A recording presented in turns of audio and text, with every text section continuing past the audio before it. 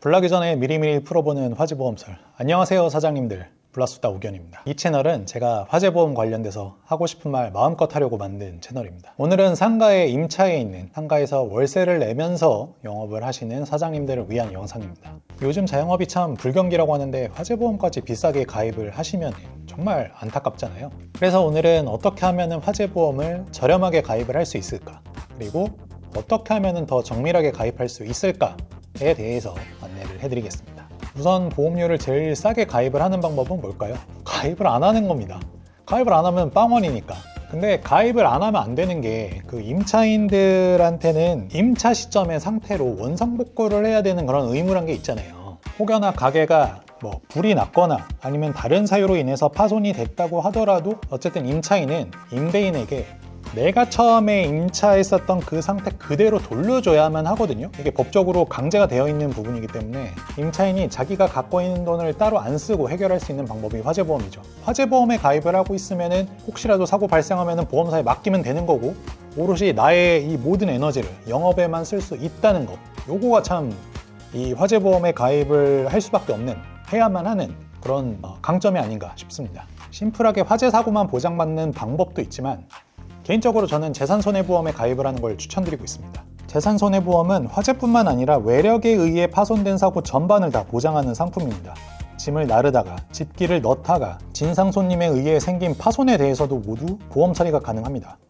가격은 화재만 보장받는 것보단 조금 비싸지만 혹시 모를 사고로 내 호주머니 돈을 뭉텅이로 쓰지 않을 수 있다는 점에서, 그런 점에서 정말 괜찮습니다. 상가화재보험에 가입을 할 때는 주택화재보험과는 달리 보험 대상이 건물 외에도 시설, 집기, 재고자산 등이 세분화가 되어 있습니다. 시설은 건물에 부착되어 이동이 쉽지 않은 설치물을 얘기합니다. 에어컨 시설이나 히터 시설, 간판 같은 것들이 해당이 돼요. 집기는 영업을 위해서 사업자가 가게에 비치한 비품들을 뜻합니다. 재고자산은 소모품, 회전이 되는 물건들을 뜻하고요. 편의점을 기준으로 잡을게요. 편의점이라면 매대에 비치한 물건들이 해당이 될 거고요. 학원이라면 학원에서 쓰는 펜, 분필, 노트, 책, 이런 것들이 해당이 될 겁니다. 건물의 가입 금액은 면적과 건물 구조에 맞게 설정하시면 되고요. 부동산 매입 금액이 아니라 건물을 짓는 데 들어가는 자재값이라고 보시면 됩니다. 시설하고 집기는 사장님들이 매입을 할 때 그 비용을 설정을 하시면 무난합니다.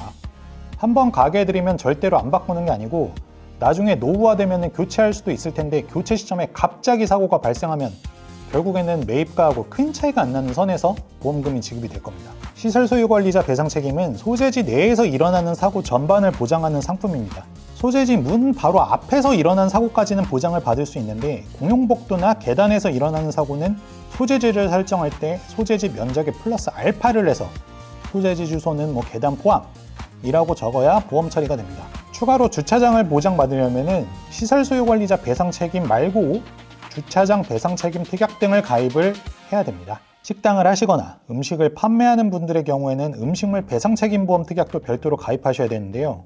만약에 제가 앞서 말씀드린 재산손해보험에 가입을 하신다면 모든 배상 책임 보장을 한데 묶은 그냥 배상 책임, 바로 이 특약 하나로 다 퉁칠 수 있습니다. 재산손해보험에 설정한 배상 책임 특약은 주차장과 어린이 놀이시설을 제외한 나머지 배상 책임은 모두 보장합니다. 혹여 가게에 배수관이 연결되어 있는 분들은 급배수 시설 누출 손해 특약도 넣으시면 좋아요. 그런데 급배수 시설 누출 손해 특약은 건물의 완공 연도에 따라 가입이 될 수도 있고 안 될 수도 있습니다. 말씀드린 특약을 다 가입하면 좋지만 정말 나는 최소한으로 가입하고 싶다면 화재 손해, 화재 배상, 시설 소유 관리자 배상 책임, 음식물을 다루는 분들은 음식물 배상 책임, 이 정도까지만 가입하시면 됩니다. 어떻게 보면은 저도 한 달 영업해가지고 한 달 먹고 살기 때문에 자영업자분들이랑 큰 차이가 없거든요.